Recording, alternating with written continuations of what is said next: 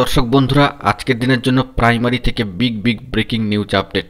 11,000 শিক্ষক নিয়োগের ক্ষেত্রে এবারে চাঞ্চল্যকর নিউজ উঠে আসছে, যা এখানে আলোচনা করছি।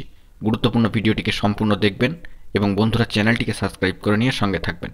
বন্ধুরা, যে বিষয়টি জানা যাচ্ছে প্রাথমিক থেকে, যে 2020-22 শিক্ষাবর্ষে প্রাথমিকের ক্ষেত্রে প্রায় 11,000 শূন্য পদের নিয়োগের মামলার কিন্তু শুনানি কার্যত পিছিয়ে গেল। নিয়োগ প্রক্রিয়া ঘিরে সর্বোচ্চ ন্যায়ালয়ের সুপ্রিম কোর্ট থেকে ছাড়পত্র পেল না রাজ্য প্রাথমিক শিক্ষা পর্ষদ।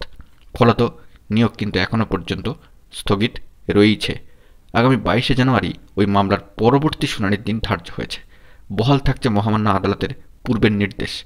এখনই কোনো মেধা তালিকা প্রকাশ করতে পারবে না তারা। এর ফলে ঝুলেই রইল প্রাথমিকের এই বর্ষের নিয়োগ প্রক্রিয়া। প্রাথমিকের ক্ষেত্রে প্রায় 11,000 শূন্য পদে শিক্ষক নিয়োগের কথা জানিয়েছিল রাজ্য। নিয়োগ প্রক্রিয়া শুরুও হয়েছিল এবং অত্যন্ত ইতিবাচক সদর্থকভাবেই কিন্তু এই প্রক্রিয়াটি এগোচ্ছিল। প্রাথমিক শিক্ষা পর্ষদের তরফে বিজ্ঞপ্তি দিয়ে জানানো হয়েছিল যে টেট উত্তীর্ণ 2020-22 শিক্ষাবর্ষে প্রশিক্ষণরত ডিএলএড প্রার্থীরা ওই কোর্সের প্রথম বর্ষের উত্তীর্ণরাও নিয়োগ প্রক্রিয়ায় অংশ নিতে পারবেন। এই বিজ্ঞপ্তিকে চ্যালেঞ্জ করে মহামান্য কলকাতা হাইকোর্টে মামলা দাখিল হয়। পরে সেটি চলে যায় সর্বোচ্চ ন্যায়ালয় সুপ্রিম কোর্টে।